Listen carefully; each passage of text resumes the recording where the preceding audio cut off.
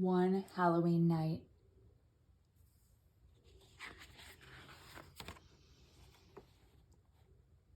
Mark Teague, One Halloween night.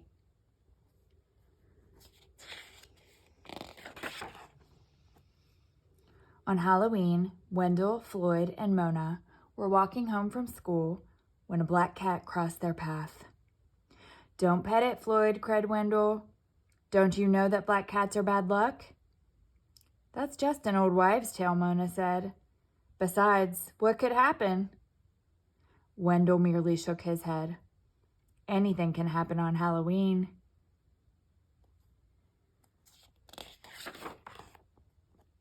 In fact, something did happen as soon as they got home. First, Wendell discovered that his mad scientist costume had turned pink in the wash. "This is definitely a bad sign," he thought. Then Floyd found out that he had to take his sister Alice trick-or-treating with him. "Pirates don't have little sisters," he complained. Worst of all, Mona's mother insisted that she go out dressed as a fairy princess. "I look ridiculous," Mona protested. "Nonsense," said her mother, and handed her a magic wand. They all felt gloomy that evening as they set out trick-or-treating and hoped that no one they knew would see them.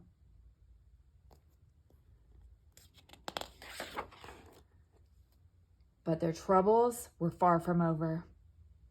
At some houses, they were surprised with tricks instead of treats.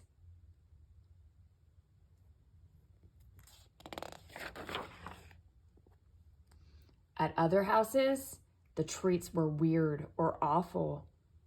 Soon their bags were full of candy with names like broccoli chews, sweet and sauerkraut, and eggplant fizzlers.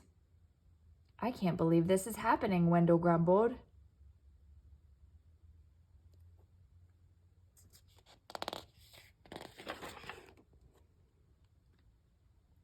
At that moment, a screech of laughter came from down the block.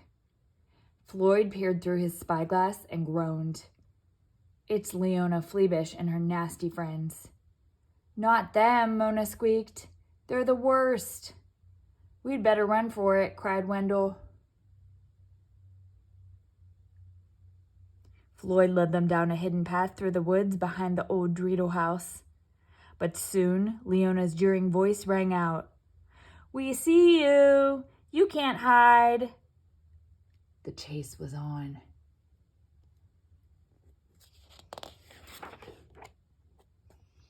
Finally, out of breath, they tried to slip behind some trash cans at the end of a narrow alley. But Floyd ducked a moment too late, and Alice's rabbit ears gave them away. Leona squealed with delight. "Yo ho ho! I see something funny. It's Pirate Floyd and his baby bunny." The witches roared with laughter and slapped each other on the back.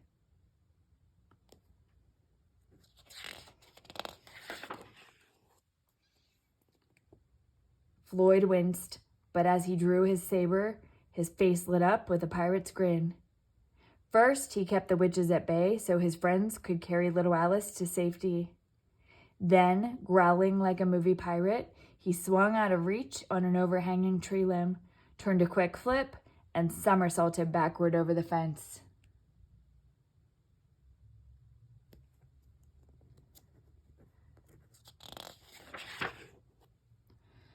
"I didn't know you could do that," Mona said.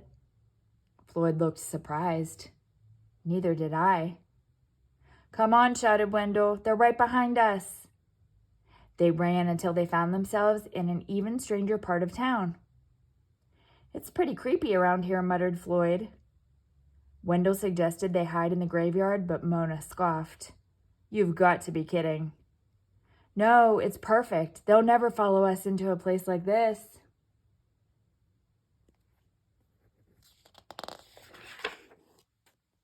Actually, the witches didn't mind the graveyard at all. "We see you, Wendell," Leona crowed. "What's wrong with Wendell? Let me think. He must be mad, 'cause he's dressed in pink." The witches shrieked and hooted, laughing so hard they nearly cried.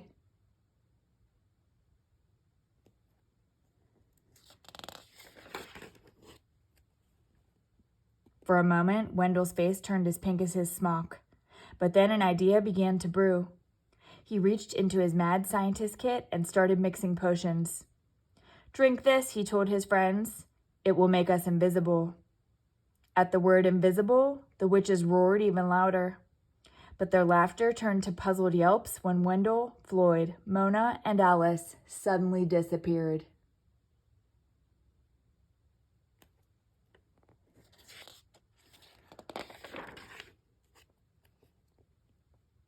By the time the potion wore off, the children were several blocks away.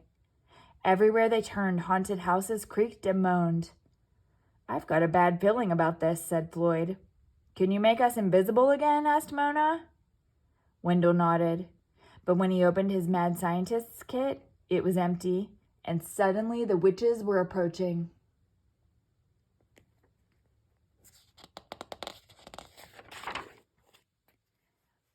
Before they could decide what to do, the witches were upon them. Leona cackled even louder.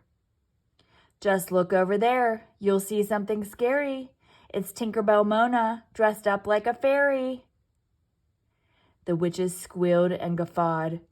They snorted and wheezed and rolled on the ground. Mona waited until the laughter died down. Then her eyes flashed, and suddenly so did her magic wand. "Now I've got a poem for you," she said, and pointed her wand straight at them. "Ibbity bibbity bobbity bode, Leona Fleabish, you're a toad."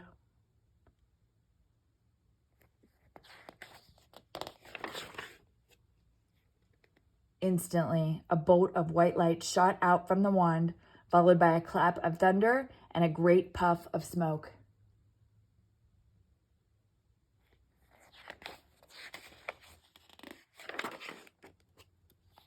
The next thing they knew, Wendell, Floyd, Mona, and Alice landed right back on the corner where their evening had begun. There wasn't a witch in sight, and their bags were filled with wonderful, ordinary candy. Wendell stared at Mona's wand. "How did you do that?" She just shrugged. "You said anything can happen on Halloween."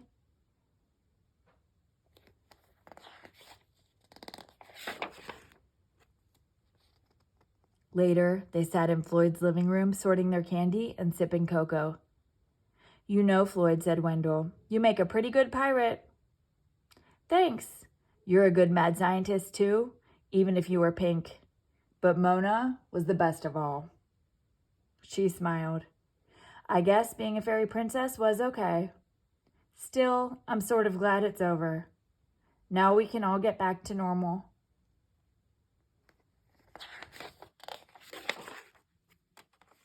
After a while, Leona Fleabish even stopped being a toad.